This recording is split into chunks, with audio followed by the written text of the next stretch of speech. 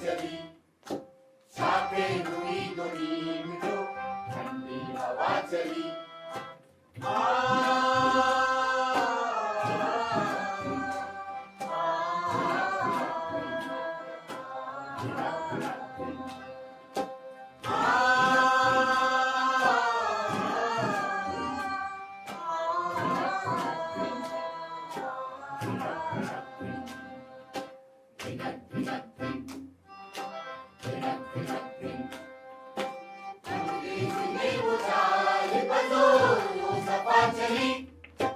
अंग्रेज ने वो चाल बजोरों सफा चली, बरपा हुई बारात के घर में चला चली, बरपा हुई बारात के घर में चला चली, बरपा हुई बारात के घर में चला चली। शाखें हुई तो नीम जो ठंडी हवा चली, शाखें हुई तो नीम जो ठंडी हवा चली।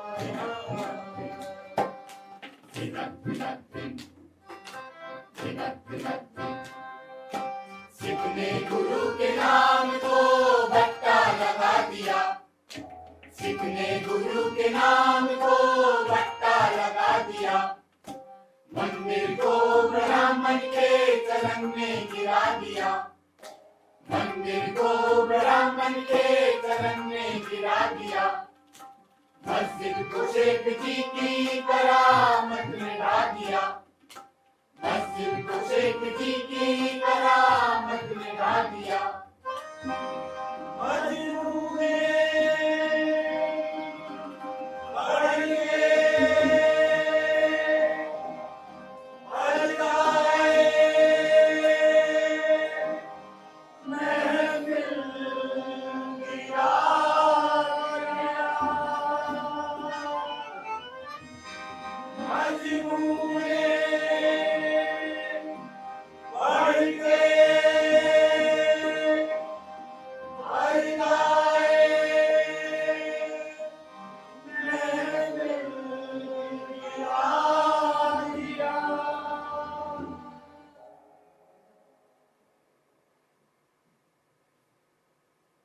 मेरी आंखों के सामने दूर तक फैलता चला गया ये मेरा शहर है लाहौर, एक ऐसा शहर जो मेरी सांसों में बसता है। कहते हैं जिसने ये शहर नहीं देखा वो जन्मा ही नहीं।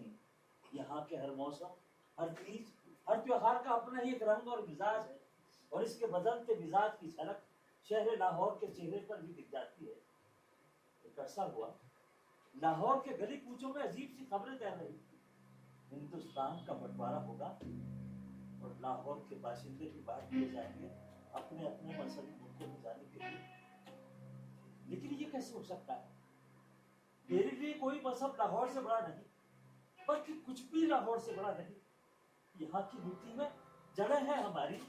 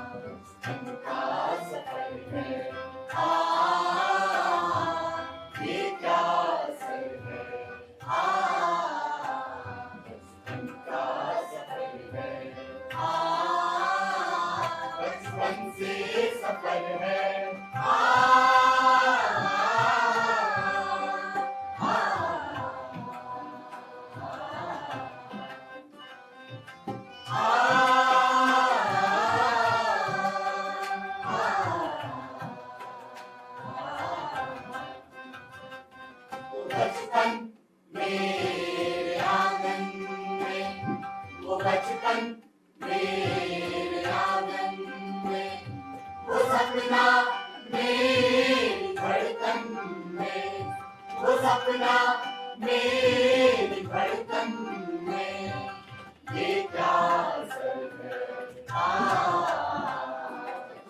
का सफर है,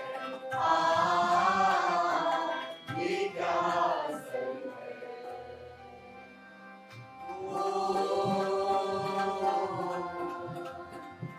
ख्वाबों में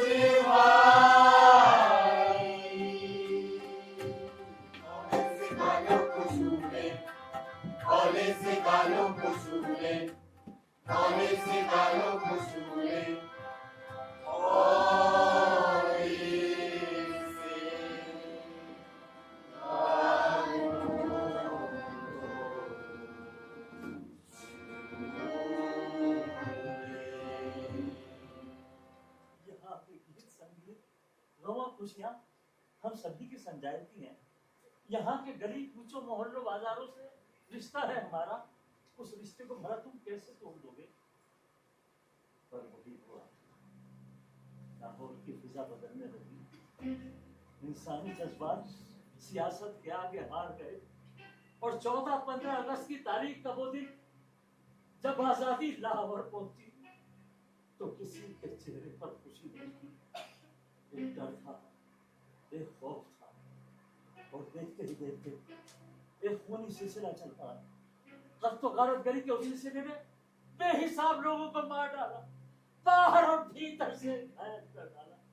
घर खाक हो गए, गलियां चीखों पुकारों से भरी। ये कैसी आजादी आई थी मेरे शहर में, लोग आजाद हो गए, एक दूसरे का संकट वो आजाद हो गए, अपने मुल्क से बदल बदहवास लुटे पिटे और बीमार रिफ्यूजी कैंपों में वो आजाद हो गए, वो आजाद हो गए। सुनो सुनो सुनो सुनो सुनो सुनो सुनो सुनो सुनो, कैंप नंबर 5, कैंप नंबर 5 जनाब सिकंदर मिर्जा को हमारे कस्टोडियन ऑफिसर जनाब अली मोहम्मद साहब ने कूचाए जौहरिया में 12 कमरों की हवेली अलॉट कर दी है। जनाब सिकंदर मिर्जा जहां कहीं भी हो, कस्टोडियन ऑफिस में जाकर अपने कागजात हासिल कर ले। सुनो सुनो सुनो सुनो सुनो सुनो सुनो सुनो सुनो।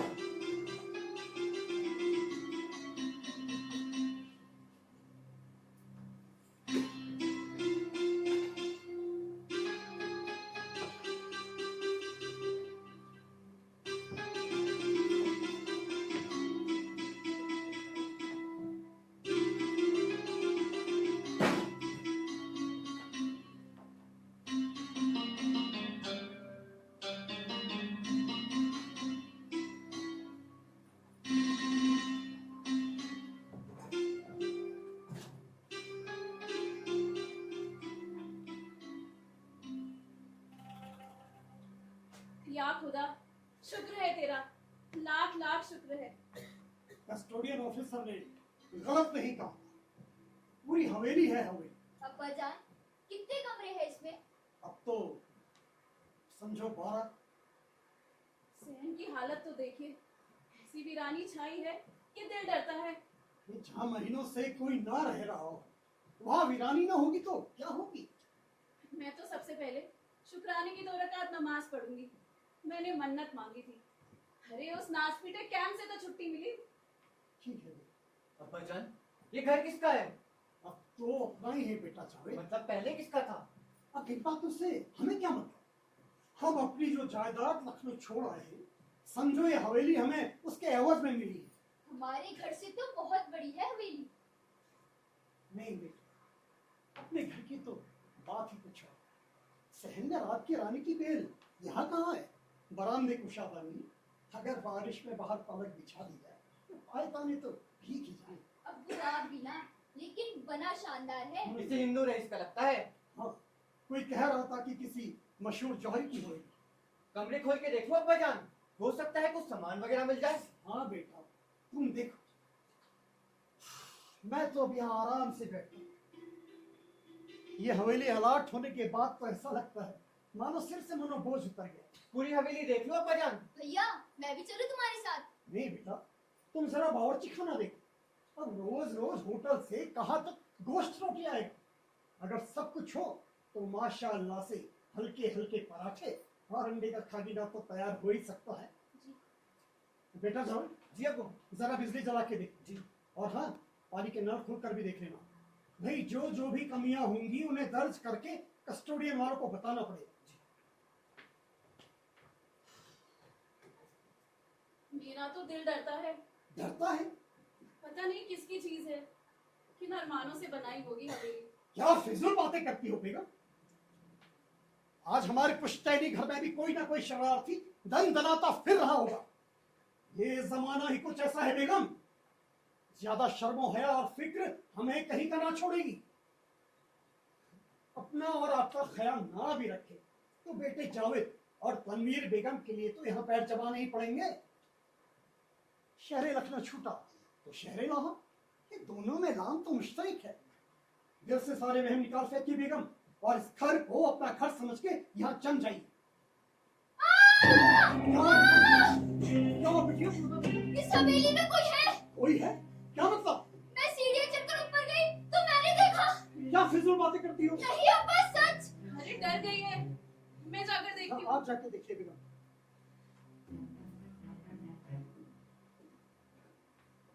यहाँ तो कोई नहीं है। कोई नहीं है? तुम ऊपर किधर गई थी? उधर तो सीढ़ियाँ हैं, उनसे। क्या हुआ बेगम? यहाँ तो कोई सीढ़ियाँ उतर रहा है। ये उतर रहा?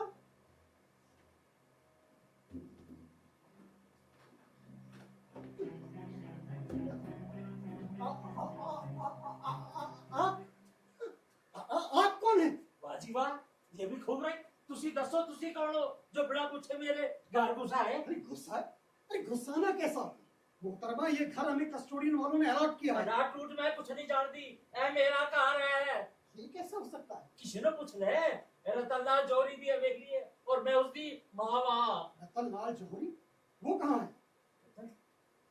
बरसात शुरू हो तो पहले वो एक हिंदू ड्राइवर की तलाशी घरों निकल गया सी। साडी गड्डी का ड्राइवर मुसलमान सी ना, वो लाहौर तो बाहर जानो तैयार नहीं होता सी। तब तक गया रतन, आज तक नहीं आया, आज तक नहीं आया। देखिए मोहतरमा, जो कुछ भी हुआ उसके लिए हमें सख्त अफसोस है, लेकिन आपको तो मालूम ही होगा कि अब पाकिस्तान बन चुका है। लाहौर पाकिस्तान में आया है। अब आप लोगों के लिए यहाँ कोई जगह नहीं है। देखिए, हम आपको कैंप पहुंचाते हैं और कैंप वाले आपको हिंदुस्तान ले जाएंगे। मैं किधर नहीं जाना। ये आप क्या कह रही हैं? मतलब के मकान? मकान मेरा है। देखिए, हमारे पास कागजात हैं। साढ़े कोल भी कागजात ने। अरे आप ये क्यों नहीं समझती कि पाकिस्तान में अब कोई हिंदू नहीं रह सकता? मैं इथों रंगी जब तक रतन नहीं आ जाता। रतन? मेरा पुत्र रतन लाल जौहरी। देखिए, हम आपके जज्बात की कदर करते हैं, लेकिन हकीकत यह है कि आपका बेटा रतन अब कभी लौटकर वापस नहीं आएगा। क्यों? तू क्या खुदा है जो तेरी सारी गल्ला पक्कियां पता हो? अरे बहन, सैकड़ों हजारों लोग मारे गए, तबाह बर्बाद हो गए। अरे लखा हजारा बच बीते गए। 100 की सीधी बात यह है कि मकान आपको खाली करना ही होगा। ये हमें मिल चुका है सरकारी तौर पे। मैं इथों नहीं निकलांगी। हाँ, देखिए मोहतरमा, आप मेरी बुजुर्ग हैं, लेकिन अगर आप इसी तरह अपनी जिद पे कायम रही तो शायद हाँ मनु मार के रावी विच रोड़ाओ तब हवेली ते कब्जा कर लेना। मेरे जिंदा रहते ऐ नहीं हो सकता, ऐ नहीं हो सकता। या खुदा, ये क्या मुसीबत आ गई। आजकल शराफत का जमाना ही नहीं, आप कस्टोडियन वालों को बुला लाइए तो अभी। तू जिसको मर्जी बुला ले आ, वो जान से ज्यादा कुछ ले नहीं सके और जान मैं तो अनु दे लूं प्यारा। या खुदा, मैं क्या करूं। जी अभी जाइए कस्टोडियन के ऑफिस, हमें ऐसा मकान अलॉट ही क्यों कर दिया जो खाली नहीं है। ठीक है बेटा, जावेद जी, अब बेटा तनु एक गिलास पानी पिला दो, मेरी फाइल दो।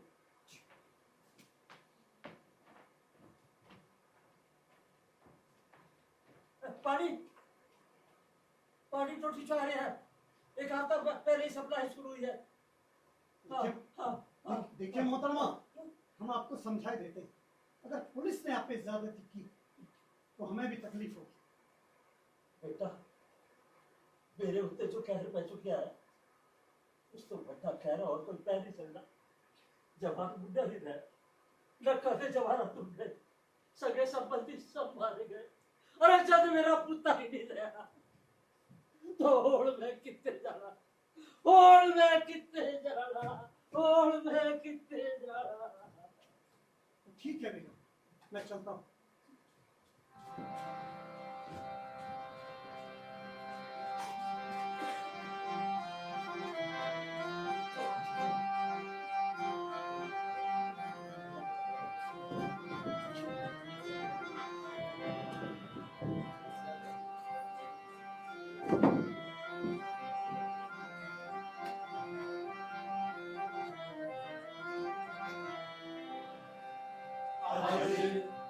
अखा वारिस शाहनू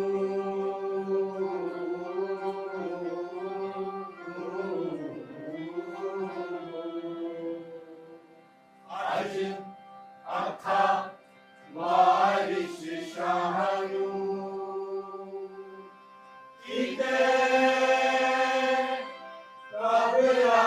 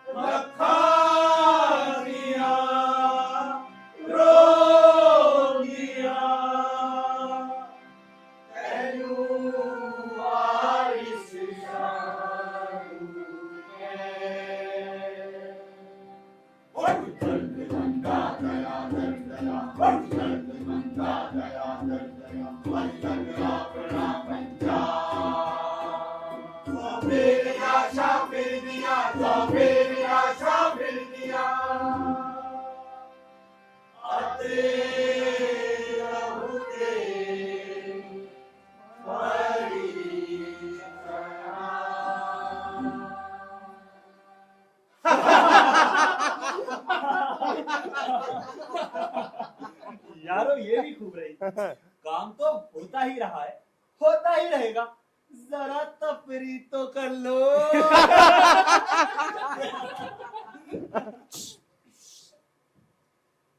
अस्सलामुअलैकुम। वालेकुम अस्सलाम।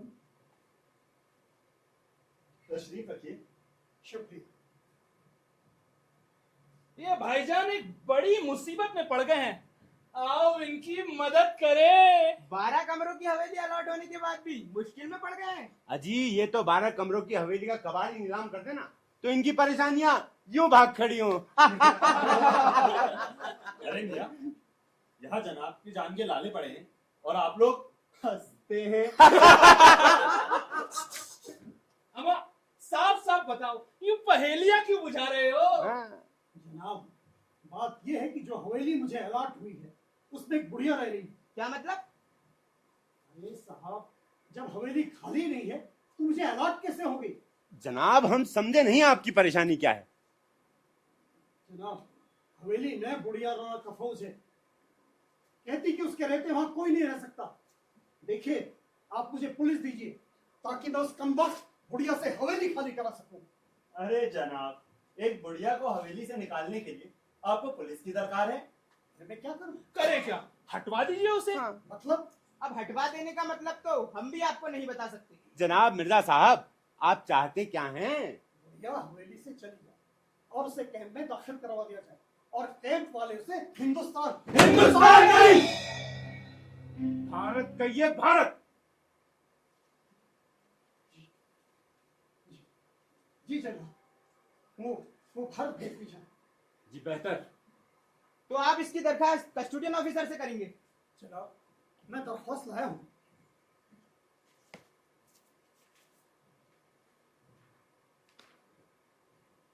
अजी मिर्जा साहब, आप जानते हैं कि आपकी ये दरख्वास्त देखने के बाद हमारे कस्टोडियन ऑफिसर जनाब अली मोहम्मद साहब क्या तहरीर फरमाएंगे? अजी कबूतर की तरह उड़ाकर फेंक देंगे आपकी इस दरखास्त को और लिखेंगे कि आपके नाम दूसरा मकान अलॉट कर दिया गया है। जी दूसरा? जी हाँ, दूसरा। और 12 कमरों की हवेली को अपने किसी सिंधी अजीज की जेब में डाल देंगे। जी हाँ, सिंधी अजीज। कुछ समझ में नहीं आता। अजी मिर्जा साहब, आप तो बड़ी किस्मत वाले हैं जो आपको इतनी बड़ी हवेली शहरे लाहौर के दिल ऊंचाई जौहरिया में मिल गई। और आपके दरखास्त देते ही आप और बुढ़िया पहुंच जाएंगे कैंप और कोई सिंधी 12 कमरों की हवेली में दंदनाता फिरेगा। मेरी कुछ समझ में नहीं आता या खुदा, मैं क्या करूं? क्या करूं? अजी चुप बैठिए। और बुढ़िया? बुढ़िया ना हुई कोई शेर हो गया है? क्या आपको मार डाल रही है? क्या आपको खाई जा रही है? क्या आपको हवेली से बाहर निकाल दे रही है? नहीं ना, तो बैठिए आराम से। और क्या उम्र बताते हैं आप बुढ़िया की? जी यही कोई 65 से ऊपर तो होगी। 65?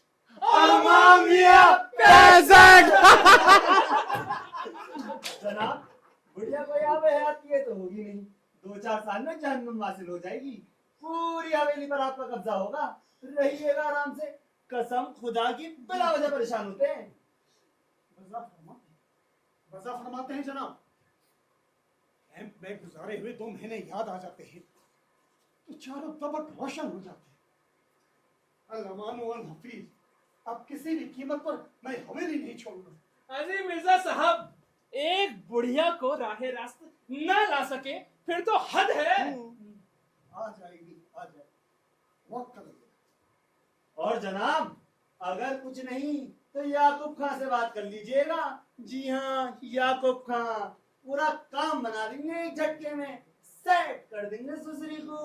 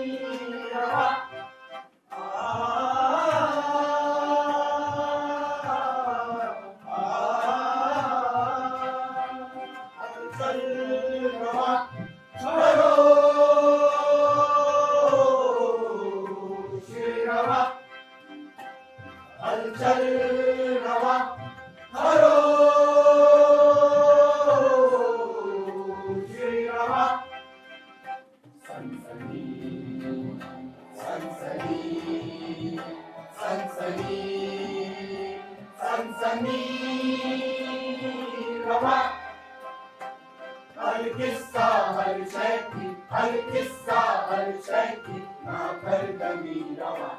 हर किस्सा हर शय की, हर किस्सा हर शय की ना कर गमी रवा। दहशत रमा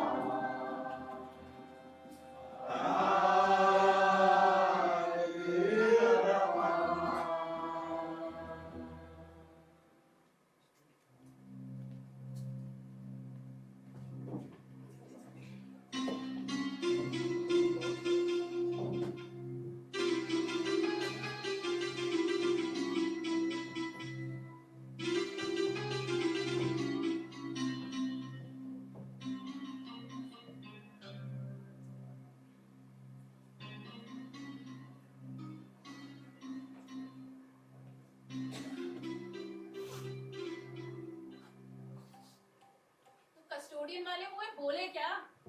कह रहे थे किस मामले को आप अपने तौर पर ही सुलझाएं। अगर आपने इसकी शिकायत की तो सिंधी कस्टोडियन ऑफिसर आपसे हवेली छीनकर किसी और को दे देगा। अरे ऐसे कैसे दे देगा? हमारे पास तो सारे कागजात हैं। कागजात तो उसके पास भी है। उसके कागजात ज्यादा अहम हैं। क्या? भैया, अगर कोई शख्स इधर से उधर आया गया नहीं तो उसकी जायदाद कस्टोडियन कैसे चली जाएगी? हाँ, फर्ज करो अगर हम बुढ़िया को निकाल देते हैं और वो पुलिस में जाके रपट लिखवाती है कि वो हिंदुस्तान नहीं गई है और कस्टोडियन को उसकी हवेली पे कोई इख्तियार नहीं, तो क्या हो? तो फिर क्या किया जाए? बुढ़िया चली भी जाए और हाय तौबा भी ना मचाए, जावेद मियां से चुपचाप ले जाए और हिंदुओं के कैंप में दाखिल करा दें। तो बुलाऊं उसे? रुक जाओ, पहले मामले को अच्छी तरह समझ लो। देखो, उससे ये भी कहा जा सकता है कि अब पाकिस्तान में सिर्फ मुसलमान ही रह सकेंगे। अगर उसे यहाँ रहना ही है तो इसके लिए उसे अपना मजहब बदलना पड़ेगा। शायद ऐसा कहने पर वो भारत जाने को तैयार हो। समझ गई। तन्नो बेटी, जाओ जाकर आवाज दो उसे। जी। क्या कहकर आवाज दूं? बड़ी भी कहकर बुलाऊं? अरे अपना काम निकालना है, दादी कहकर आवाज दे देना, बुढ़िया खुश हो जाएगी। दादी, दादी, सुनिए दादी। अरे कौन है? कौन आवाज दे रही है? मैं हूँ दादी तन्नो, नीचे आइए दादी। आलिया बेटी आलिया, आज कितने दिनों बाद हवेली दादी दादी की आवाज सुनी। मैं अपनी पोती राधा की याद आ गई।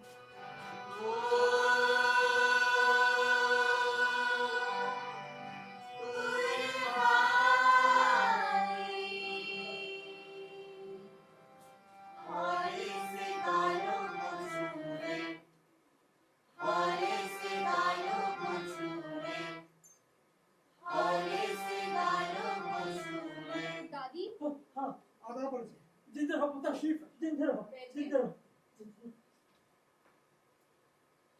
आज तुम्हारी कुड़ी है, मैंने उस दादी कह के पुकारा है। माफ कीजिए, आपके जज्बात को मजरूह करना हमें मंजूर है। हम आपका दिल नहीं दुखाना चाहते। मेरा पुत्र दिल कितने दुखिया है, इसने आज मेरे खुश कर दिया। बहुत कुछ, बहुत कुछ। ये आप हमारी मजबूरी को समझिए। हम वहां से लुटे पिटे आए हैं, मालो दौलत सब लुट गया, न खाने का ठीक न सोने का ठिकाना। अब खुदा खुदा करके हमें हवेली आठ ली। अरे अपने लिए ना सही, बच्चों के खातिर ही सही, अब हमें यहाँ लाहौर में जमना ही है। लखनऊ में मेरा चिकन का कारखाना। बेटी तुसी फिक्र ना करो, मेरे कल्लो जो हो सकेगा मैं करांगी। देखिए, हमारी आपसे बस यही गुजारिश है कि अब ये हवेली हमें अलॉट हो चुकी है, पाकिस्तान बन चुका है। आप हिंदू हैं, आपका यहाँ रहना ठीक भी नहीं। आप मतलब बगैर जड़ के दरख्त कब तक हरा भरा रह सकता है? आपके अजीज रिश्तेदार मोहल्लेदार सब हिंदुस्तान जा चुके हैं, आप यहाँ कब तक रहिएगा? अभी तक तो फिर भी गनीमत है, लेकिन सुनते हैं पाकिस्तान में जितने भी गैर मुस्लिम रह जाएंगे उन्हें जबरदस्ती मुसलमान बनाया जाएगा। बेटी कोई बार बार नहीं मरता, मैं मर चुकी है। मैंने पता रहता तो उसने 20 बच्चे और इस दुनिया च नहीं बचे मेरे वास्ते मौत और जिंदगी च कोई फर्क नहीं बचा लेकिन तुसी रहो हवेली ਤੁਹਾਡੇ नाम अलाट हो चुकी है तुसी रहो पर जितने अंदर तो निकल जाता सवाल है मैं पहले ही मना कर चुका देखिए, आप हमें गैर मुनासिब हरकत करने के लिए मजबूर कर रही है। अगर तुसी इस तरह समझते हो तो जो मर्जी है करो जो मर्जी है करो निहायत ही सख्त दिल औरत है। इसी बात पर तैयारी नहीं होती। अब्बाजान, अब मुझे इजाजत दीजिए, मैं याकूब खान से बात करता हूँ। फसादात के दौरान उसने कई कत्ल किए हैं, एक कत्ल उसने। ठीक है बेटा, जो चाहो करो।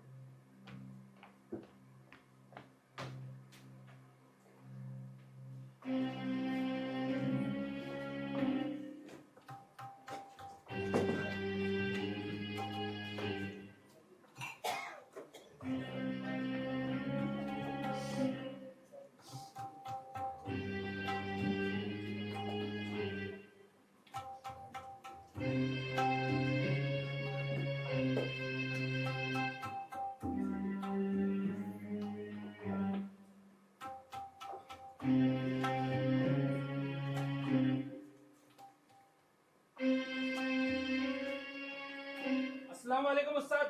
वालेकुम सलाम। और सब खैरियत? जी लाली में चाय पिला। जी जी सर। अब अली में जी इधर कितने मकान अलॉट हो गए? जी इधर तो गली की गली अलॉट होगी पहलवान। महेंद्र खन्ना वाले मकान में कौन आया है? अब मैं क्या जानूं पहलवान, ये जो उधर से आए ना अपनी तो समझ में आए नहीं। छटांग छटांग भर के आदमी, अरे लस्सी का एक गिलास भी तो पिया नहीं अबे जाता। ये सब छोड़, मैं पूछ रहा हूँ महेंद्र खन्ने वाला मकान किसके नाम अलॉट हुआ? और वो कोई शायर है, क्या नाम था उनका? हाँ, नासिर काजमी। भैया महेंद्र खन्ना का मकान भी? जी उस्ताद। और वो रतन लाल जौहरी की हवेली? अरे उसमें तो परसों ही कोई आया टांगे पर सामान वामान लाद कर, उसका लड़का कल ही इधर से दूध ले गया था। उधर कुछ मुसीबत हो गई है पहलवान, कुछ समझ नहीं आ रहा। क्या हो गया? अरे वो रतनलाल जौहरी की माँ, वो तो वही रह रही है। पता नहीं। हाँ, वही लड़का बता रहा था उसका। बड़ा परेशान था बेचारा, कह रहा था 6 महीने बाद कोई मकान अलॉट हुआ, वो भी ऐसा जिसमें पहले से कोई रह रहा है। तुझे कैसे मालूम वो रतन लाल जौहरी की माँ है? अरे वही लड़का बता रहा था पहलवान। अब वो बच कैसे गई? 12 कमरों की हवेली है उस्ताद, कहीं छुपक गई होगी। हमने तो एक कमरा छान मारा था उस्ताद। इसका मतलब अभी बहुत कुछ दबा के रखा बुढ़िया ने।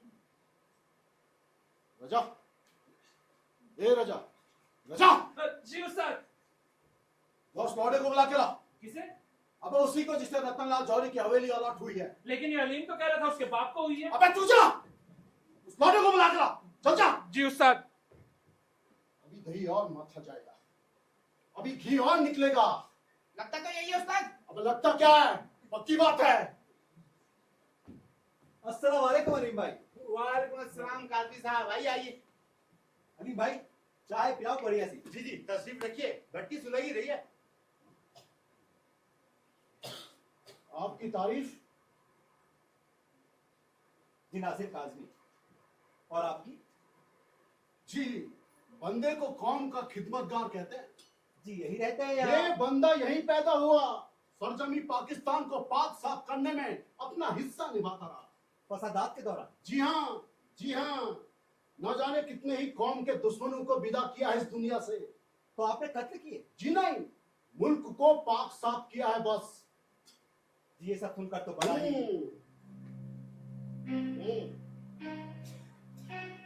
आप तो शायर है ना, शायर। अरे बंद कमरे में बैठ के शायरी किया कीजिए, आप तो बहता हुआ खून देख के डर जाएंगे। मुल्क को बनाने के लिए इन कागजी शायरी की नहीं, ताकतवर हाथों की जरूरत पड़ती है। आई बात समझ में? जी मेरा मतलब ये नहीं था, बिला वजह इंसानी खून बहता रहा। आखिर ये जख्म कभी भरेंगे या नहीं? और हिंदू ने जो हमारे संग दगाबाजी की है उसका कुछ अंदाजा? उस्ताद, उस्ताद ले आए लौंडे को। बैठे रहियो, अभी बात कर रही हूँ आपसे।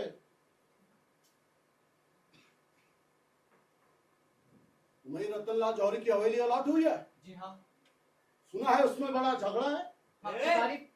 ए, हम इससे बात करियो जरा।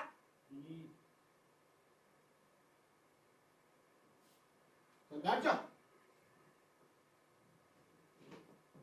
हाँ तो बता क्या झगड़ा है? रतन जौहरी की माँ हवेली में ही रह रही है। चल बे, ये कैसे हो सकता है? हमने उसे देखा है, उससे बात भी की है। तब क्या किया? अजीब बुढ़िया है, कहती है कहीं नहीं जाऊंगी, हवेली में ही रहूंगी। लगता है तगड़ा माल पानी गाड़ के रखा बुढ़िया ने।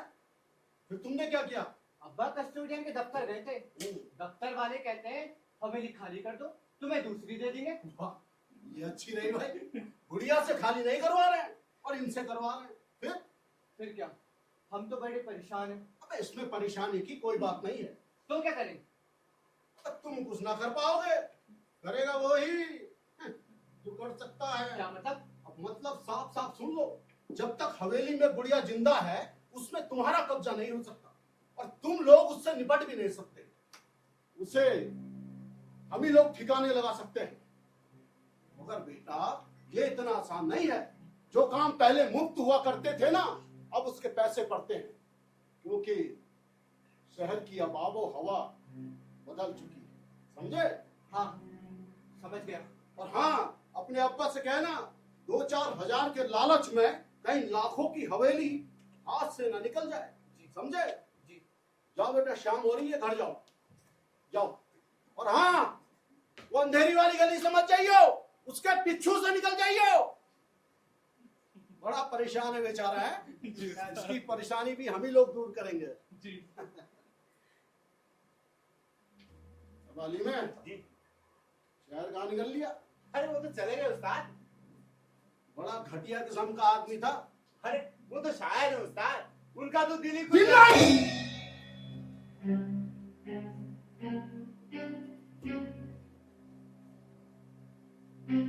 दिल नहीं, दिमाग चलते हैं इन कम वक्तों के, और ये दिमाग वाले होते बड़े खतरनाक हैं। इनसे बच के रहियो अली में।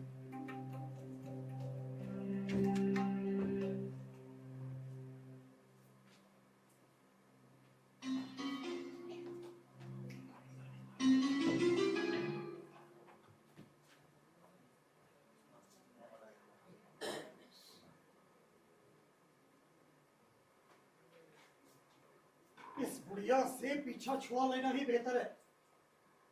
कल को इसका कोई रिश्तेदार यहाँ पहुंचा तो लेने के देने पड़ जाएंगे। लेकिन पीछा छुड़ाओगे कैसे? कहा तो जावेद ने बात कर ली। अरे किससे बात कर ली है और क्या बात कर ली है? वो लोग 1000 रुपए मांग रहे हैं। 1000? ये तो बड़ी रकम है। बुढ़िया जहन्नुम वासिल हो जाएगी। नहीं नहीं और कोई रास्ता नहीं है। नहीं नहीं, खुदा के लिए नहीं।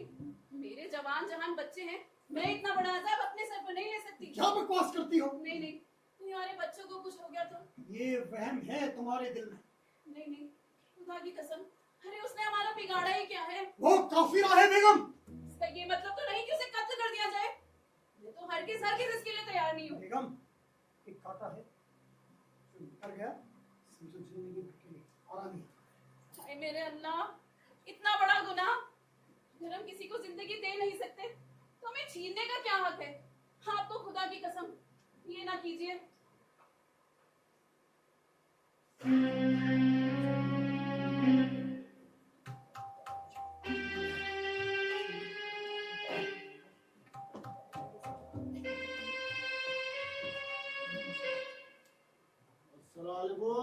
वालेकुम अस्सलाम। तशरीफ रखिए। आपका इसमें शरीफ सिकंदर मिर्जा है? जी हाँ। ये कूचा जौहरिया में रतनलाल जौहरी की हवेली है ना? जी हाँ बेशक। ये मेरे दोस्त है मोहम्मद शाह, इन्हें हवेली की 2 मंजिली अलॉट की गई है। जनाब, ये पूरी हवेली 2 माह पहले मुझे अलॉट हो चुकी है। लेकिन कब्जा तो नहीं है ना आपका पूरी मंजिल पे? ये आपको किसने बताया? अरे आपके बेटे जावेद बता रहे थे कि ऊपरी मंजिल में रतनलाल जौहरी की मां रहती है। मतलब पाकिस्तान में, वो भी शहरे लाहौर में एक काफिला। अच्छा, तो आप वही हैं जनाब? याकूब खान साहब। जी जी आपसे ही बेटे जावेद की बात हुई। जी जी। जनाब, आपको हवेली की ऊपरी मंजिल अलॉट नहीं हुई है, आप उस पे कब्जा। आप ठीक समझे, किसी काफिरा के रहने से तो अच्छा है कि अपने कोई मुसलमान भाई वहां के रहे। लेकिन ये पूरी हवेली मुझे अलॉट हुई है। ठीक है, लेकिन कब्जा तो नहीं है ना आपका ऊपरी मंजिल पे। आपको इससे क्या मतलब? इसका तो ये मतलब निकलता है कि आपने एक हिंदू काफिरा को अपने घर पे पनाह दे रखी है। तो आप मुझे धमका रहे हैं जवान? जी नहीं, बात दरअसल ये ये है। ऊपरी मंजिल क्यों ना आप लोगों के कब्जे में आ जाए? मिर्जा साहब, हम तो इस्लामी बिरादरी के नाते आपकी मदद करने आए थे, लेकिन हमें क्या मालूम कि आपको मुसलमान से ज्यादा एक काफिर प्यारा है। मोहम्मद शाह साहब, आप कस्टोडियन वालों को बुला कर ले आए तो वो आपको हवेली पे कब्जा दिला सकते हैं, लेकिन इसमें इस्लाम और कुफ्र कहां से आ गया? मिर्जा साहब, आप बता सकते हैं क्या पाकिस्तान इसलिए बना कि यहाँ पर कोई काफिर आके रहे? ये तो आप पाकिस्तान बनवाने वालों से पूछिए। मिर्जा साहब, तो हम ये गवारा नहीं कर सकते कि शहर लाहौर में कूचा जौहरिया में कोई काफिर दंदलाता फिरे।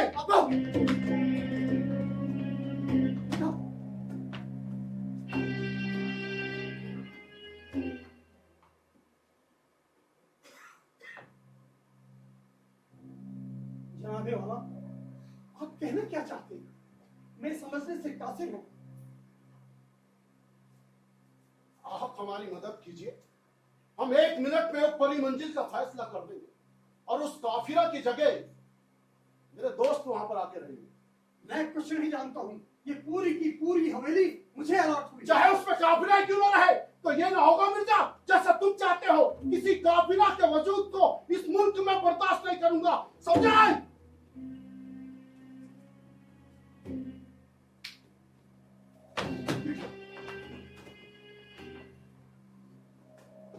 हाय अल्लाह, अब क्या होगा? अरे आदमी बदमाश है। मेरे ख्याल से उसे शक है कि रतन की माँ ने हवेली के अंदर कुछ न कुछ छिपा के रखा है। दरअसल उसकी नजर उसी पे है। हाय, तो क्या मार डालेगा बेचारी को? कुछ भी कर सकता है। ये तो बड़ा बुरा होगा। वो तो मार मुर के चल देगा, फंस जाएंगे हम लोग। हाय अल्लाह, अब क्या करूं?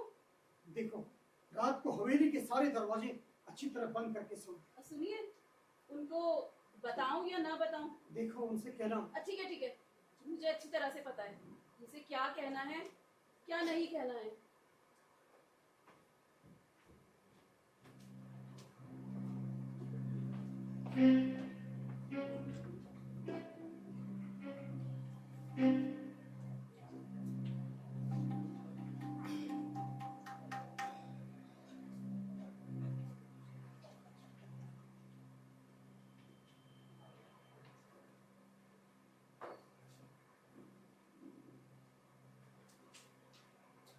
बिरहमतिक या अरहमर राहिमीन।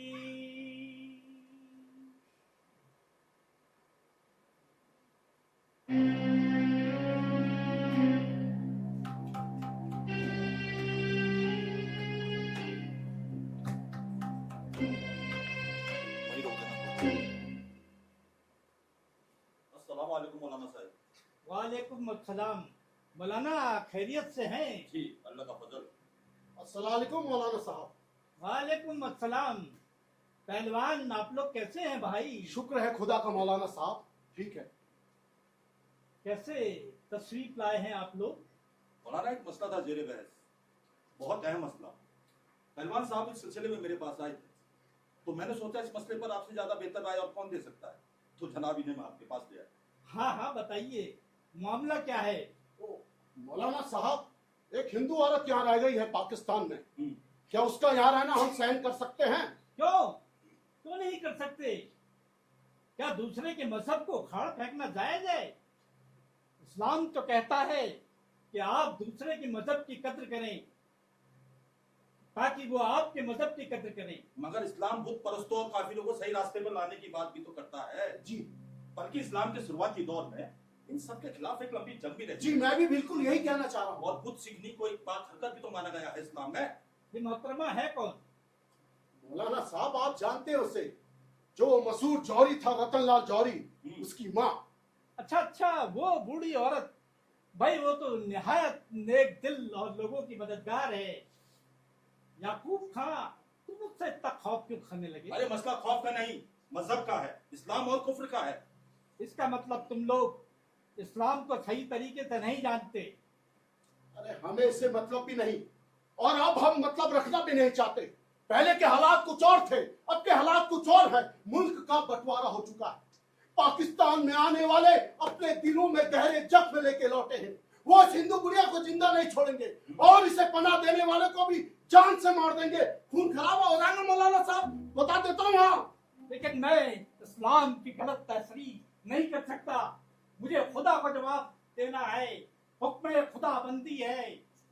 हदीस है कि गैर इस्लामों में से भी अगर गैर मुस्लिम में से भी अगर कोई तुमसे पनाह मांगे तो उसे पनाह दो। मुहतरमा को पनाह देना और उसे मुतमईन रखना, इस्लाम पर चलना है, उसकी मुखालफत नहीं। मगर मौलाना, बंटवारे के दौरान हिंदुओं ने बेइंतहा मुसलमानों के कत्ल किए, खून बहाया। कम से कम इस बात को तो ना भूलें आप। बेहद गमजदा हूं मैं उस सब से, लेकिन वो दौर अब गुजर चुका है। अब हमें ये कत्लो गारत बंद करना होगा। सबको अपने मजहब के रास्ते चलने दो। और हाँ, अगर कोई तुम्हारे मजहब पर कोई चोट करता है तो मुझसे सलाह मशवरा ले सकते हो। देख लिया हाफिज जी, आप सबने भी सुन लिया। जानकर अनजान बन रही है मौलाना। अच्छा मौलाना, कोई राय हो तो सुझाएं। क्या हो उस हिंदू औरत का? देखो, वो अगर यहाँ रहना चाहती है तो बेशक रह सकती है। आप इस्लाम को गलत तरीके से पेश कर रहे हैं मौलाना साहब।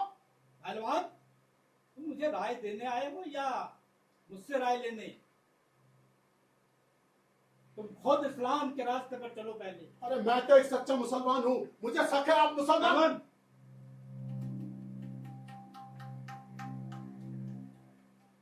ठीक है मौलाना, अभी तो हम चलते हैं, लेकिन इस मामले में एक बार फिर गौर कर लें तो बेहतर रहेगा। खुदा हाफिज। चलो पहलवान।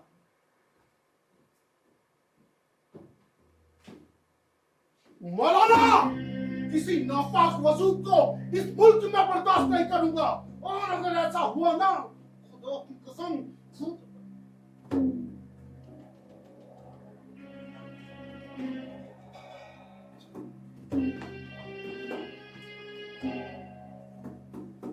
या खुदा, इन्हें अक्ल दे।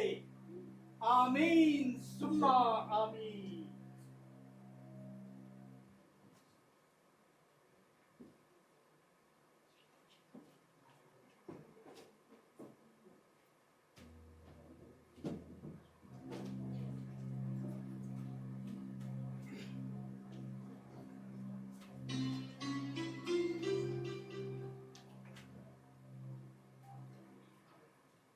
हामिद मियाँ, अर्ज क्या है?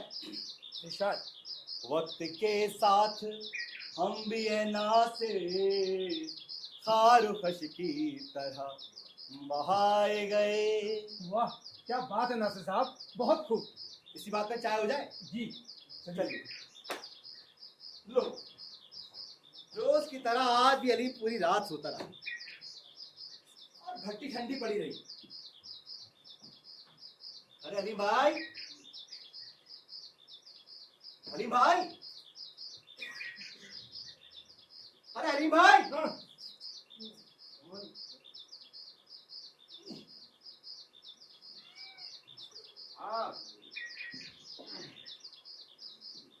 साहब आज इतनी सुबह सुबह कैसे आना हो गया? सुबह? भाई अभी सुबह कहाँ हुई? ये सुबह नहीं है। अब हाँ मियाँ, तो रात भर सोया हो, सुबह तो उसी के लिए होती है ना। रात भर सोए नहीं आपने? बस मियाँ, सारी रात आवारा गर्दी और 5 अशार की गजल की नजर हो गई। वो सब छोड़िए नासिर साहब, कोई नौकरी वगैरह का सिलसिला लगा? नौकरी? अम्मा, शायरी से बड़ी भी कोई नौकरी होती है? शायरी कहाँ नौकरी होती है नासिर साहब ने? भाई देखो अलीम भाई, कुछ लोग 8 घंटे काम करते हैं, कुछ 10 घंटे काम करते हैं, और कुछ बेचारों से तो 12-12 घंटे काम लिया जाता है मियाँ। अच्छा। अजी हम शायर तो 24 घंटे की नौकरी करते हैं। जी नासिर साहब, पूरी रात तो आप टालते आए, अब तो एक गजल सुनाई दीजिए। गजल? जी जी लीजिए।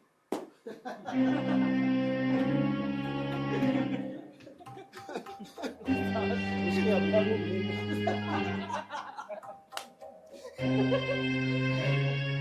मेरी बड़े अच्छे मौके पे आ गए पहलवान। क्यों, क्या हो गया? अरे अपने नासिर साहब गजल सुना रहे हैं। गजल?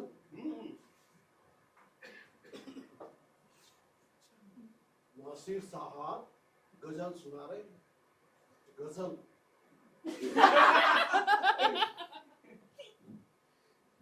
गजल सुना रहे हैं। सुनाइए गजल। अच्छा सुनाइए, मेरा मुंह क्या देख रहे हैं, सुनाइए गजल। लीजिए भाई, सुनिए गजल। तो लीजिए जी एक गजल आपकी नजर करता हूँ, और तो सुनिएगा। हाँ। बड़े तपात बज़ाहिर खुशी से मिलते हैं, बड़े तपात बज़ाहिर खुशी से मिलते हैं, हमारे दोस्त बड़ी सादगी से मिलते हैं।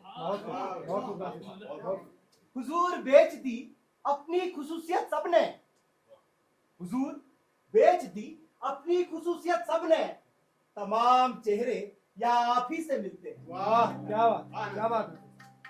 ये खारिशों के बदन और दुम हिलाते लोग,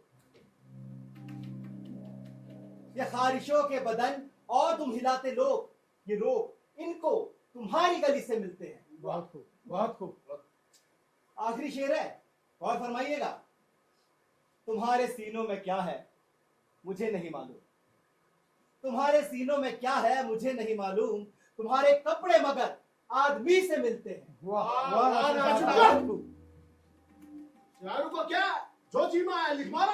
और क्या उस्ताद, मुझे तो लगता है सबका सब झूठ होता है। अरे तुम उसे इसलिए झूठ कहते हो क्योंकि वो इतना बड़ा सच होता है कि तुम्हारे गले नहीं उतरता। उतारू तेरे गले, उतारू। इधर पाकिस्तान में कुफर फैल रहा है और तुम बैठे शादी करो, करो शादी। कैसे, क्या हुआ उस्ताद? अब तो वो हिंदू बुढ़िया दंदनाती फिरती है, रोज रावी में नहाने जाती है, पूजा करती है, हम सबका खाएंगा दिखाती है, हमसे कुछ नहीं हो रहा। ये कुफर नहीं तो और क्या है, क्या है ये? अगर इसे आप कुफ्र मानते हैं तो आपकी नजर में ईमान का मतलब रोज रावी में ना नहाना, पूजा ना करना या किसी को अंगूठा ना दिखाना होगा। क्या मतलब है आपका? अजी आपको समझाना किसके बस की बात है। अजी वो हिंदू औरत हमारे घरों में जाती है, हमारी बहू बेटियों से मिलती है, उन्हें हिंदू मजहब के बारे में तालीम देती है। तो किसी और मजहब की बातें सुनना कुफ्र है। तो ये क्या अच्छी बात है कि हमारी बहू बेटियां हिंदू मजहब के बारे में तालीम ले? किसी और मजहब के बारे में मालूमात हासिल करना कुफ्र नहीं होता। फिर भी बुरा तो है। नहीं, बुरा भी नहीं है। आपको पता ही होगा कुरान में यहूदी और ईसाई मजहब का जिक्र है। अरे ईसाई और यहूदी मजहब की बात और है, हिंदू मजहब की बात और है। अच्छा, क्या फर्क है? फर्क है अजी, क्या फर्क है? कुछ ना कुछ तो फर्क है। अजी तो बताइए ना क्या फर्क है। अजी मैं कह रहा हूँ फर्क है तो है बस। अजी वो किसी से नहीं डरती। क्यों क्यों डरे वो किसी से? क्या उसने चोरी की है, डाका डाला है या किसी का कत्ल किया है? लेकिन हम ये बर्दाश्त नहीं कर सकते। क्या क्या बर्दाश्त नहीं कर सकते? किसी का ना डरना आप लोग बर्दाश्त नहीं कर सकते? यानी सब आपसे डरा करें? 100 की सीधी बात, उसे भारत क्यों नहीं भेज दिया जाता? आपने ठेका लिया है लोगों को यहां से वहां भेजने का, ये उसकी मर्जी है। वो यहां रहे या भारत जाए।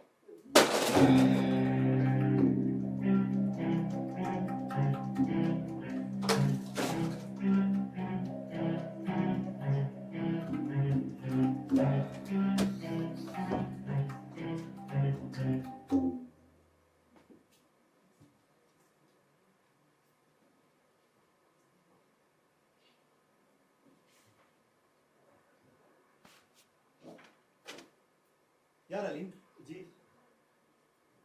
एक बात बताओ, पूछिए नासिर साहब।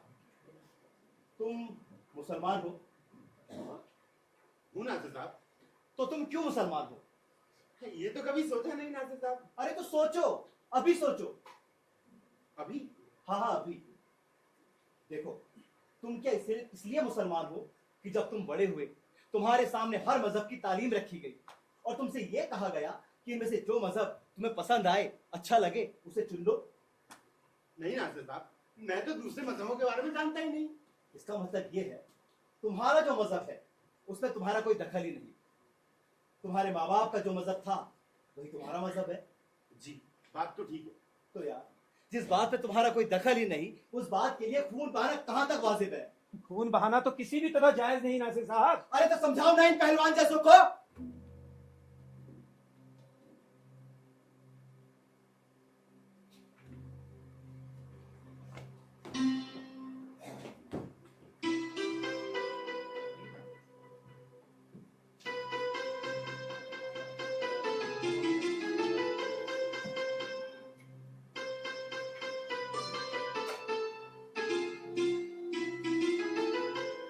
ओ ना ना ना ना ना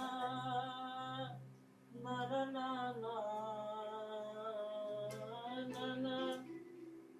ना ना ना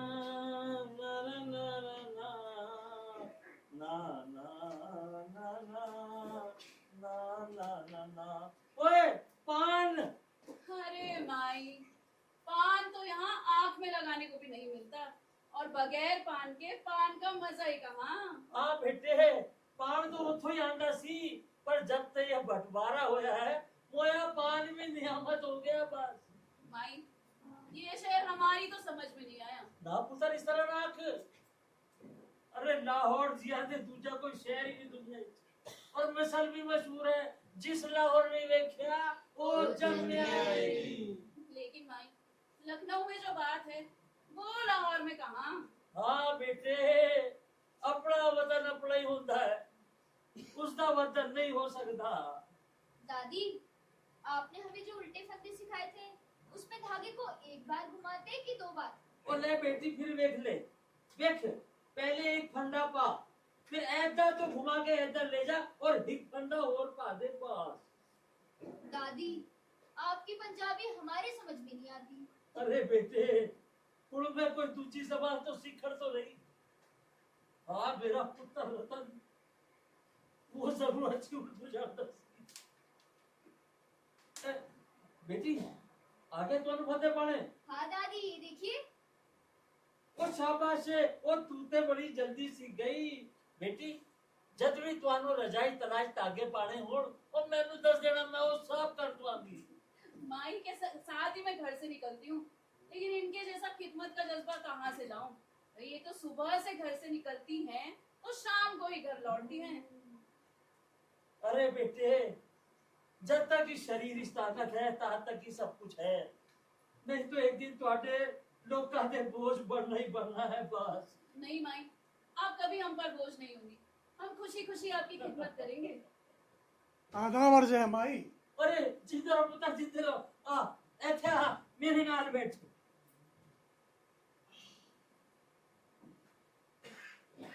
रहते एक ही घर में, पर आपसे मुलाकात इस तरह होती है जैसे अलग अलग मोहल्ले में रहते हैं। माई घर में रहती ही कहाँ है, तड़के रावी में नहाने चली जाती हैं और दिन भर लोगों की खिदमत में लगी रहती हैं। हमसे मुलाकात हो तो कैसे हो। जज़ाकल्लाह। मोहल्ले के बच्चे बच्चे की जबान पर माई का नाम रहता है, हर मर्ज की दवा है माई।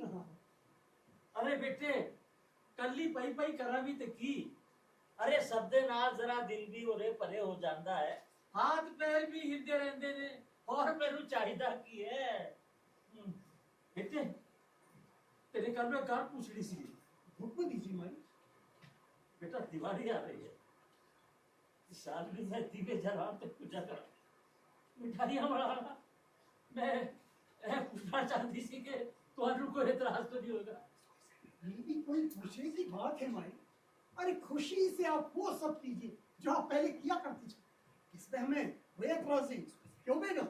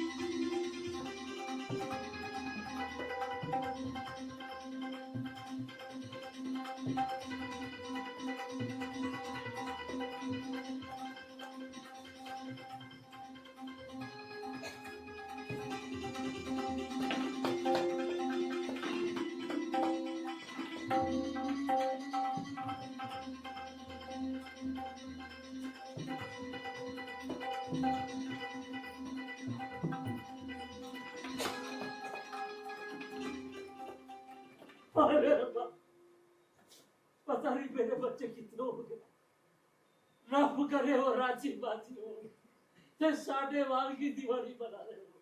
इंशाअल्लाह। बेटी मैं मोहर्रिस मिठाई ऑर्डर चल गया, देर हो जाए तो फिक्र ना करी। मोहल्ले में जाके क्या करोगी माई? मोहल्ले वाले इधर ही आ रहे हैं। ऐसे आ रहे हाँ वो मैंने मिलने आ रहे ने, हाँ।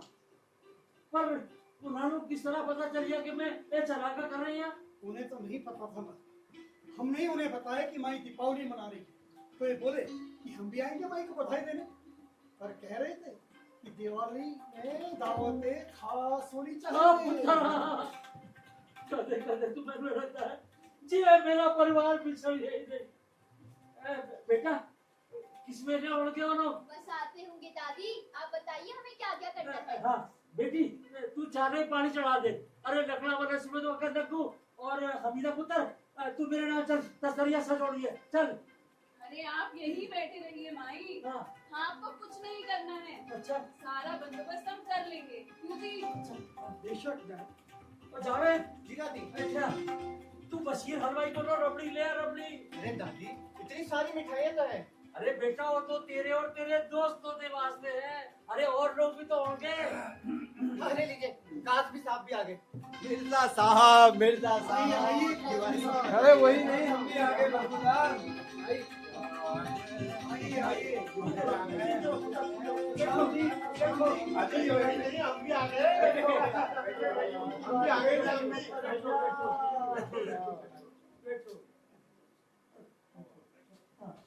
भाई आइए बैठो। हम तो बिना बुलाए ही चले आए।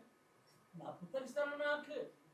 अरे अपने यार उस धंधी को कोई लोड़ होती है, पहला से सारे ऐसा ही आमदे सी। नहीं भाई नहीं, मैं तो यूं ही मजाक कर रहा था। भाई मुल्क या जमीन के टुकड़े हो जाने से इंसानियत तो नहीं बढ़ जाती।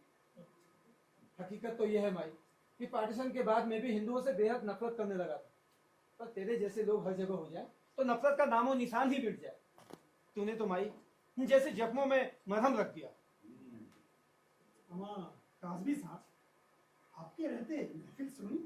अम्मा मिर्जा साहब आज तो आप मेजबान हैं और माशाअल्लाह लखनऊ के अदब से ताल्लुक भी रखते हैं, तो आज तो बिस्मिल्लाह आपसे योगी क्यों? देखिए नासिर साहब, नाचीज का लखनऊ के अदब से दूर दूर तक कोई वास्ता ना। भाई देखूं तो दिन रात अपने काम में मशरूफ रहा करते थे, फिर भी अगर आप इसरार करते ही हैं तो मीर का एक शेर आपकी नजर करता अर्ज किया है, होगा होगा किसू दीवार के, होगा किसू दीवार के साए में पड़ा मीर। क्या बात। होगा किसू दीवार के साए में पड़ा मीर, क्या काम मोहब्बत से, क्या काम मोहब्बत से उस आराम तलब को। क्या बात है। और वाह उस्ताद मीर क्या लिख गए यार, क्या काम मोहब्बत से उस आराम तलब को। हुआ मिर्जा साहब हुआ। भाई दिवाली के इस मौके पर इन चिरागों की तरह रोशन शेर पढ़ा है आपने भाई। हाँ काजमी साहब, अब तो कोई शेर इनायत कीजिए। अम्मा शेर गजल सुनने का हौसला नहीं है क्या? हमारा गजल क्या, पूरा का पूरा दीवार सुना डाली है। आज तो हम सुनने के लिए ही बैठे हैं। हो जाएगा। हालत हाजरा पर एक नज्म है, इरशाद। माई की नजर करता हूं। इरशाद। कब होगा सवेरा कोई ए काश बता दे, कब होगा सवेरा कोई ए काश बता दे, किस वक्त तक ए घूमते आकाश बता दे। जिंदे रहो पुत्र जिंदे रहो, लेकिन दिवाली का मौका है, जरा गा के सुना दे। अजीज जरा तरन्नुम से कोशिश करते हैं भाई।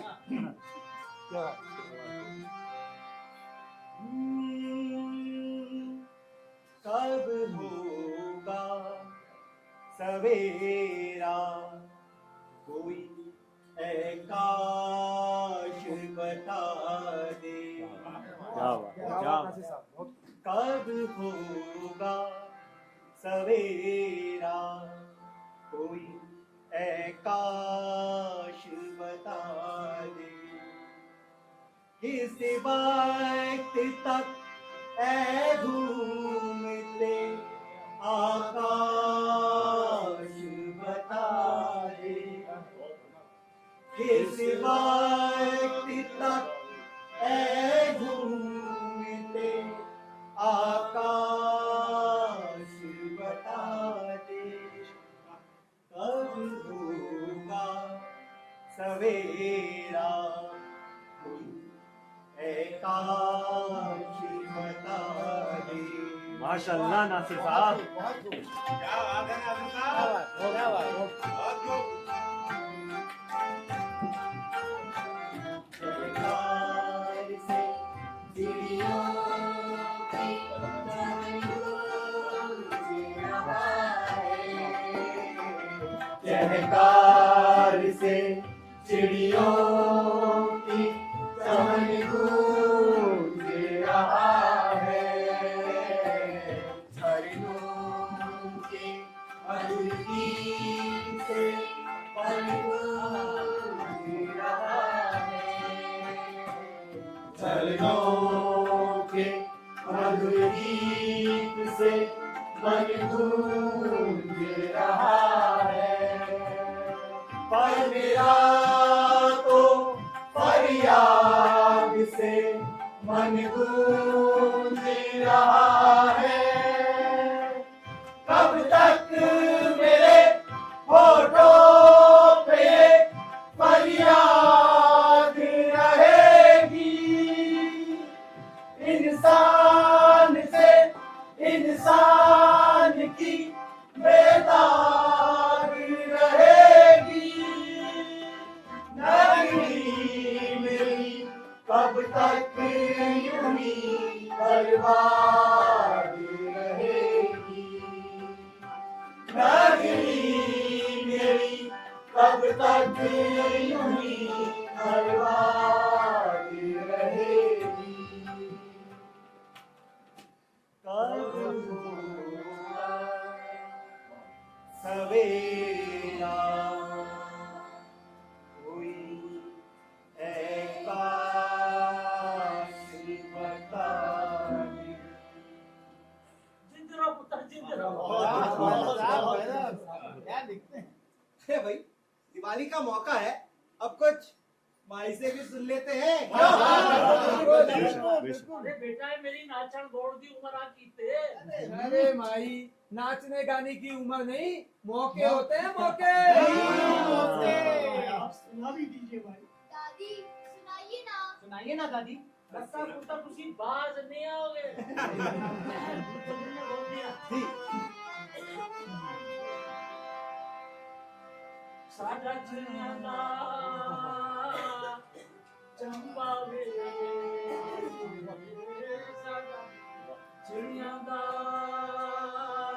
चंबा वे, बाबू असा उड़ जाना।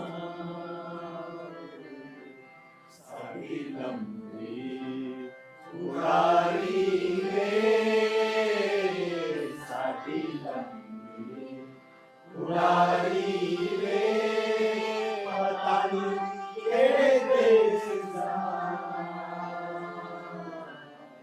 साडा चिड़िया दा चंबा वे। डिंग डांग डिंग डिंग डांग डिंग, डिंग डांग डिंग डिंग डांग डिंग, डिंग डांग डिंग डिंग डांग डिंग डांग, डिंग डांग डिंग डिंग डांग डिंग डांग। तेरे महला दे विच विच वे, तेरे महला दे विच विच वे। बाबुल चौका कौन चुगे, बाबुल चौका कौन चुगे। चौका चुगन पर जाइया, चौका चुगन पर जाइया। किए कर जा अपने सादा चिड़िया दा मारे।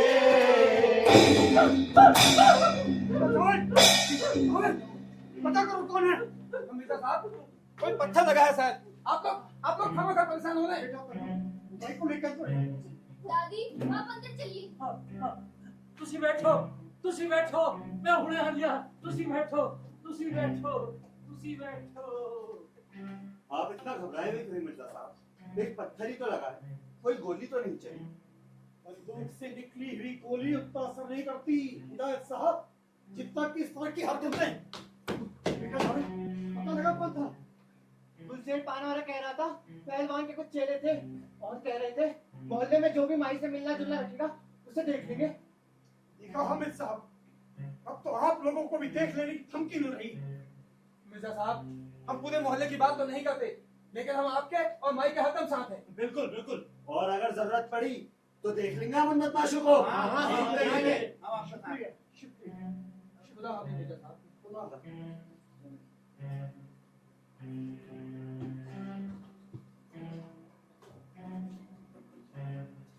मिर्जा साहब, माई को कुछ दिन हम अपने साथ रख लेते, आखिर हमारा भी तो कुछ फर्ज बनता है माई के लिए। क्या बात करते हैं आप? हमारे रहते माई कहीं नहीं जाएगी, माफ कीजिएगा। इस मोहब्बत के लिए शुक्रिया। नासिर साहब,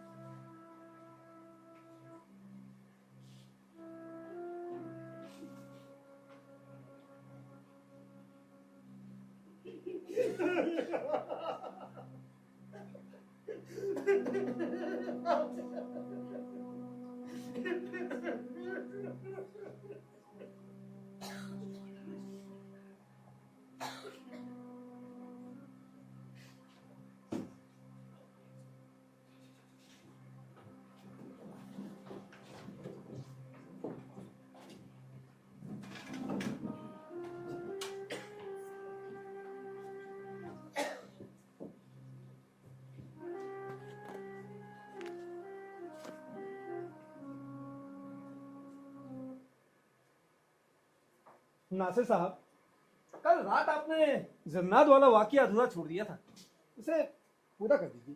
आबिद भाई, वो जिन्नात तो सिर्फ जिन्नात था। मैं तो ऐसे जिन्न को जानता हूँ जिसने जिन्नातों का भी नातिका बंद कर रखा है।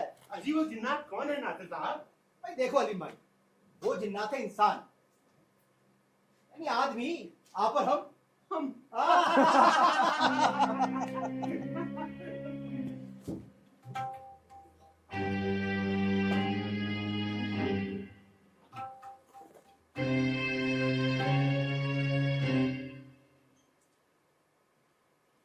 देखा तुमने ये क्या हो रहा है? खुदा की कसम मेरा तो खून खौल रहा है। क्या हुआ पहलवान साहब, बड़े गुस्से में नजर आ रहे हैं? गुस्से में नजर नहीं आ रहा हूँ, हूँ गुस्से में। अब तो सदर पाकिस्तान को खत लिख मारी है। क्यों मजाक करते हैं नासिर साहब? हम मजाक का, हम शायरों को तो जब गुस्सा आता है ना तो सदर पाकिस्तान को खत लिख मारते हैं भैया। कसम खुदा की, ये तो अंधेर हो गया। भाई हुआ क्या? अरे आपने देखा होगा कल उस कमबख्त की हवेली में पूजा की गई, चिरागा किया गया, दिवाली बनाई गई। अच्छा अच्छा, आप माई के बारे में बातें कर रहे हैं? आप उस हिंदू काफिरा को माई कहते हैं? भाई मैं तो उनको माई ही कहता हूँ, आपकी जो मर्जी कहिए। तुम्हारा गैर इस्लामी काम होता रहा और लोगों के कानों पर जूं तक नहीं रंगी। आप भी कैसी बातें करते हैं पहलवान साहब? हवेली माई की है और उसने वहां मिर्जा साहब को रहने की इजाजत दे रखी है। हवेली माई की नहीं। मेरी तो समझ में ये नहीं आ रहा है कि सिकंदर मिर्जा ने उसे चिरागा करने की इजाजत कैसे दे दी? इजाजत? आप कैसी बातें कर रहे हैं पहलवान साहब? हवेली माई की है और उसने वहां मिर्जा साहब को रहने की इजाजत दे रखी है। अरे आप जैसे सब हो जाए ना, इस्लाम हुकूमत की ऐसी की तैसी हो जाए। जनाब वो आज वहाँ पूजा कर रही है, कल वहाँ मंदिर बनाएगी, परसों लोगों को हिंदू मजहब की तालीम देगी। तो मतलब कुछ नहीं हुआ? आपके कहने का मतलब है कि जैसे उसने हिंदू मजहब की तालीम देना शुरू किया, लोग फटाफट हिंदू होने लगेंगे। माफ कीजिएगा पहलवान साहब, अगर ऐसा होता है ना तो हो ही जाने दीजिए बस। उस्ताद, सिकंदर मिर्जा आ रहे हैं। मिर्जा साहब, मिर्जा साहब। आपकी हवेली में कल पूजा की गई, जी हाँ, दिवाली मनाई गई। जी हाँ, लेकिन बात क्या है? ये सब इस वजह से हो रहा है कि आपने एक हिंदू काफिला को अपने घर पे पना दे रखे। जनाब, जरा जवान संभाल के बात कीजिएगा। अच्छा, हम मिर्जा हमें बताएंगे कैसे जवान हमने संभाल लिया। जी देखिए, एक तो आपके किसी भी सवाल का जवाब देने के लिए पाबंद नहीं हूँ, और दूसरा आपको मुझसे इस तरह सवाल करने का हक क्या है? आप गैर इस्लामी काम करते रहे और हम बैठे देखते रहे, तो ये ना होगा मिर्जा जैसा तुम चाह रहे हो। बिल्कुल भी नहीं होगा। सुन लिया तुमने? और अब हम चुप भी नहीं रहेंगे। खैर, चुप तो आप कभी रहे नहीं। चलिए मिर्जा साहब। अस्सलाम वालेकुम मौलवी साहब। वालेकुम अस्सलाम। कैसे हो नासिर मियाँ? दुआएं हुजूर। मौलवी साहब, एक मसला था ज़ेरे बहस। बताइए क्या मसला है? मौलाना साहब, अस्सलाम वालेकुम। वालेकुम अस्सलाम। कल मिर्जा के घर में बुत परस्ती हुई है, ये कुफ्र नहीं तो और क्या है? बात क्या है मिर्जा अजी ये साहब? बताएंगे? मैं बताता हूँ। बात तो इनके घर की है ना? अजी ये छुपाएंगे, पर्दा डालेंगे और मैं हकीकत को सबके सामने खोल के रख दूंगा। तो ठीक है, आप ही हकीकत बयान कीजिए, मैं चुप हूँ। हुजूर, कल इनके घर में बुत परस्ती हुई है, कल खुलेआम पूजा की गई। वो क्या कहते हैं उसे, वो हवन। हवन वगैरह किया गया। कल दिवाली थी, सबको मिठाई बनाकर तकसीम की गई। अब आपकी इजाजत है मैं मिर्जा साहब से पूछूं? हाँ मिर्जा साहब, मामला क्या है? जनाब, आप तो जानते ही हैं, मेरे घर की ऊपरी मंजिल में माई रहती है, और माई उस शख्स रतालाल की माँ है जिसकी हवेली है। माई ने मुझसे कहा कि उसका त्योहार आ रहा है और उसे उसका त्योहार मनाने की इजाज़त दी जाए। अब आप ही बताएं, हाँ मैं किसी को उसका त्योहार मनाने से क्यों रोकने लगा, और उन्हें उसको इस त्योहार मनाने की इजाज़त दी। दरअसल किस्सा उसी का है। उसने त्योहार मनाया और बड़े खुशी से मनाया। घंटियों की आवाज मैंने अपने कानों से सुनी है। ठहरो भाई।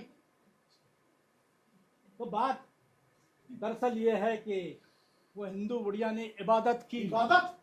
आप उसकी घंटी वगैरह बजाने को इबादत कहते हैं? तो उसके लिए कोई मुनासिब लफ्ज आप ही बता दो। वो पूजा कहते हैं उसे।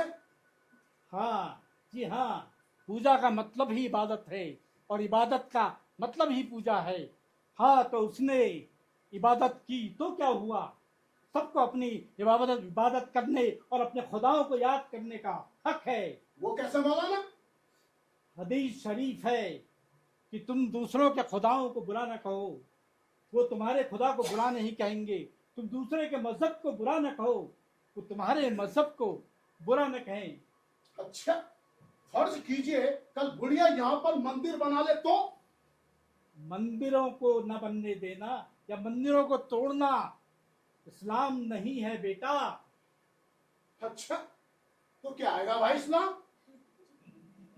कभी इत्मीनान से मेरे पास आओ तो मैं तुम्हें समझाऊं। इस्लाम तुम्हारे पड़ोसी, चाहे तुम्हारा हिंदू हो या मुसलमान, इस्लाम ने उसे इतने ज्यादा हक दिए हैं कि तुम उसका तसव्वुर भी नहीं कर सकते। हुजूर, वो हिंदू औरत बेवा है। बेवा का दर्जा तो हमारे मजहब में बहुत बुलंद है। हदीस है कि बेवा और गरीब के लिए दौड़ धूप करने वाला दिन भर रोजा रखने और रात भर नमाज पढ़ने वाले के बराबर है। अच्छा, बेवा चाहे हिंदू हो चाहे मुसलमान? बेटा, इस्लाम ने सबको इतने हक दिए हैं, तमाम लोगों को इतने हक दिए हैं कि उसमें मजहब, रंग, नस्ल और जात का कोई फर्क नहीं किया गया है। मौलाना, वो गमजदा परेशान है और हद सबकी इस कदर मदद करती है कि कहना मुहाल है। बेटा, अल्लाह उस शख्स से बहुत खुश रहता है जो किसी गमजदा के काम आए या किसी मजलूम की मदद करे। अल्लाहू अकबर, अल्लाहू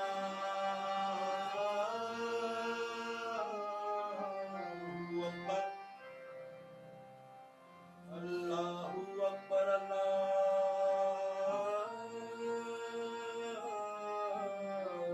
अकबर। अब मेरी नमाज का वक्त हो गया है, मुझे चलना चाहिए।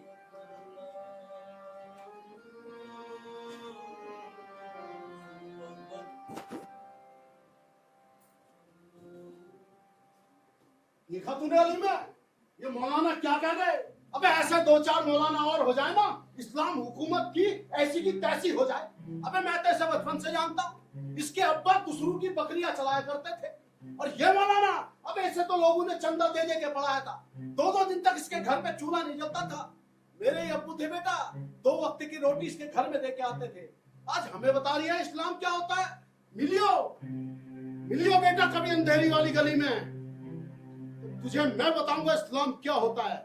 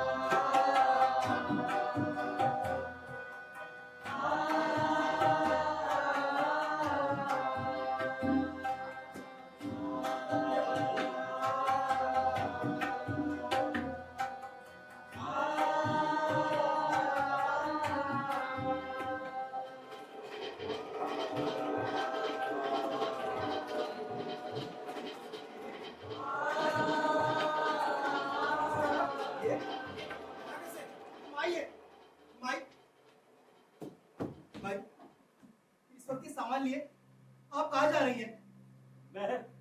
मैं दिल्ली जाना चाहती हूँ। लेकिन क्यों माई? क्या कोई तकलीफ है? मैंने कोई तकलीफ हामिद मियाँ, आप जाके मिर्जा साहब को नहीं, बुला के लाइए। माई, माई, पूरा मोहल्ला आपको माई कहता है। लोग आपके रास्ते पे आके भी चाहते हैं। वो सब तो आज प्यार सा सत्कार है बेटा। माई, हमारा प्यार छोड़ के आप जाना ही क्यों चाहती है? प्यार ही में रुलावट छोड़ते मजबूर कर रहे हैं बेटा। फिर भी माई, बात क्या है? मेरा लाहौर इस रहना कुछ लोगों को पसंद नहीं है। मिर्जा साहब की भूखा दी जा रही है तो मैं तो अपने घर को काट ले राह जानते हो नाती पूरी और मुंडे ना कुछ लोग पर मिर्जा साहब किसी भी सूरत नहीं चाहते कि मैं तो जावा। अभी माई, आप जाना ही क्यों चाहती है? अगर मैं तो रांगी तो मिर्जा साहब। माई, मिर्जा साहब, माई, हरगिज हरगिज नहीं आप माई। यहाँ ख्याल आपके दिमाग में आया कैसे? क्या हम लोगों से कोई गलती हो गई है दादी? बोलिए ना दादी। तो फिर आप क्यों जिद कर रही हैं हिंदुस्तान की?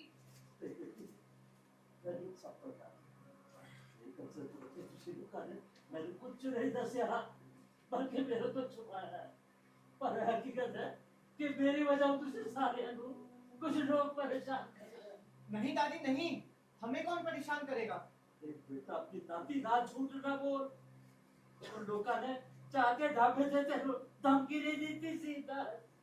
माई, जब हमारा कोई ठिकाना नहीं, जब हम परेशानी और तकलीफ में, तब आपने हमें अपने बच्चों की तरह हमें जानते भी नहीं थे कि लाहौर किस चिड़िया का नाम है।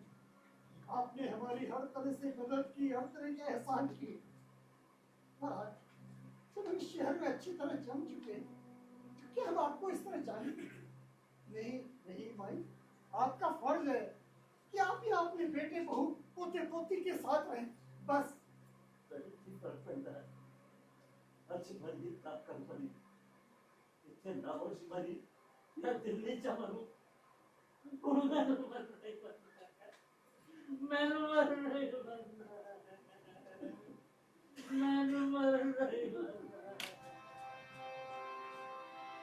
दादी,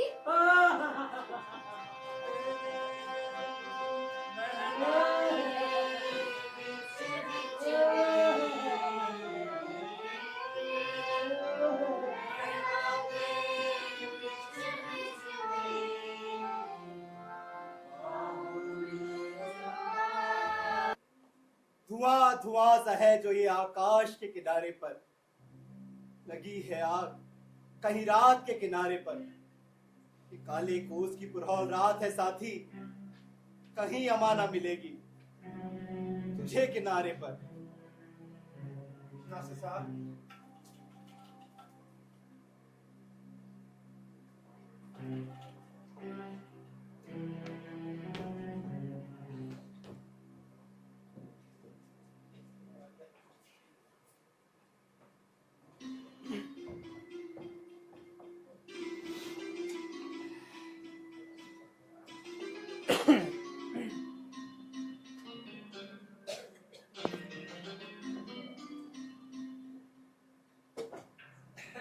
नासिर साहब, वो पहलवान बड़ा पूछता है आपको मिला क्या? इनमें बुए वफा नहीं नासिर, हाँ?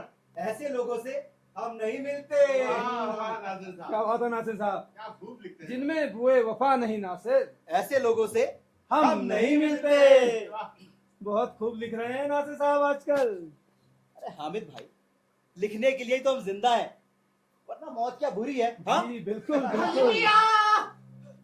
अली मियां, अली मियां, ये तो जावेद की आवाज लगती है। अली मियां, अली जावेद, जावेद, क्या हुआ जावेद? रो क्यों रहे हो जावेद? जावेद, बोलो। भाई, अली मियां भाई, भाई, क्या हुआ भाई को? मियां भाई का इंतकाल हो गया। भाई का इंतकाल कब, कैसे?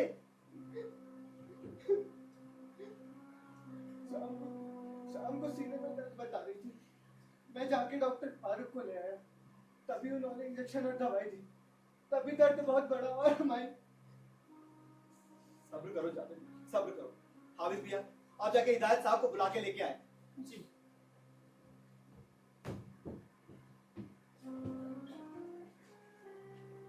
जावेद, तुम कहाँ जा रहे हो? मैं तो अलीम को जगाने आया था। अब्बा की तो अजीब ही कैफियत है।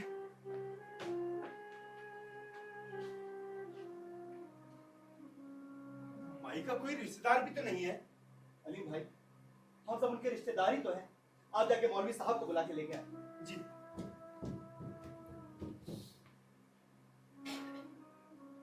वतन में कैसी बेवतनी की मौत है नासिर साहब। हिदायत साहब, सब हो जाएगा, हम सब उनके हैं। लेकिन भाई करोगे क्या? क्या मतलब? शहर का पुराना शमशान, रामू का बाग तो रहा नहीं, वहाँ मकानात बन गए। ये तो बड़ी मुश्किल हो गई है नासिर साहब। लेकिन भाई हिंदू थी और उनके आखिरी की रसूम उसी तरह करने चाहिए। मिर्जा साहब,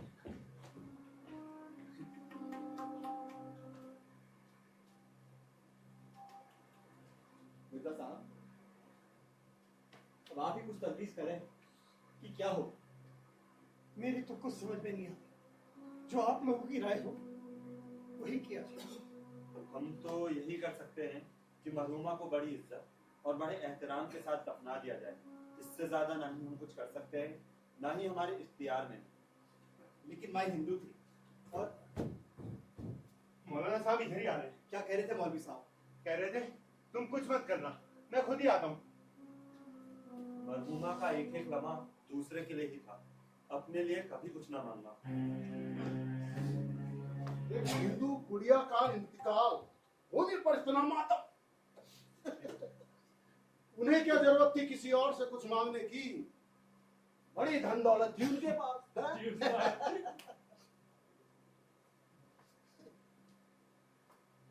वतन की वालिदा का इंतकाल हो गया है।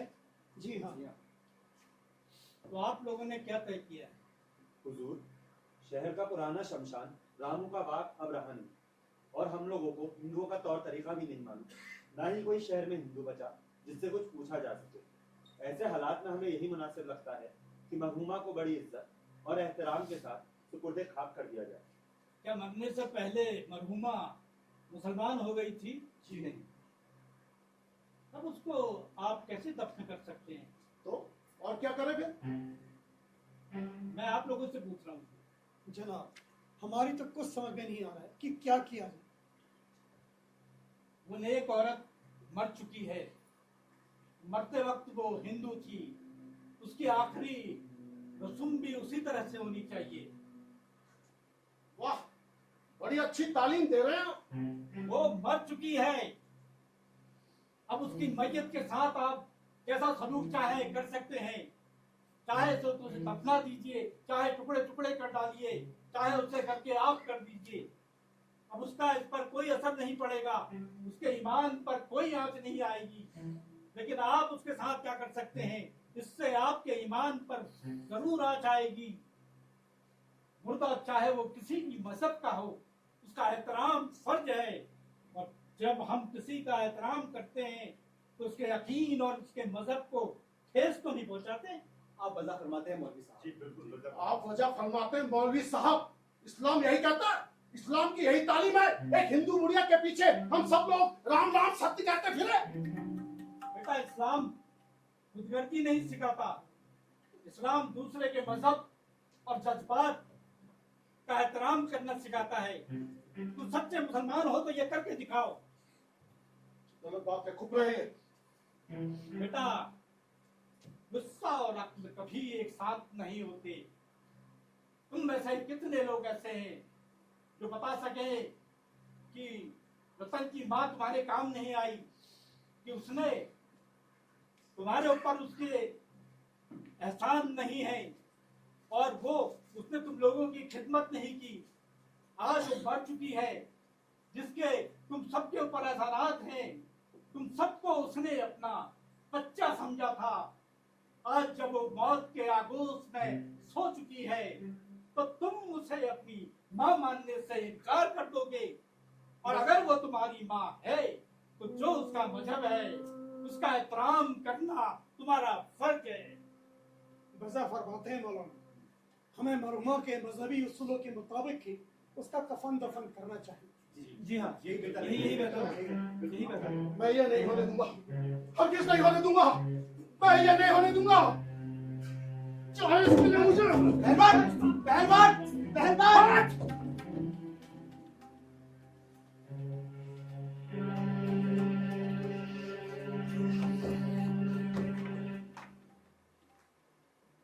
लेकिन मौलाना, इसमें सबसे बड़ी मुश्किल ये है कि मरहुमा को जलाया कहाँ जाए, क्योंकि पुराना शमशान तो अब रहा नहीं। अगर शमशान नहीं रहा तो रावी का किनारा तो है।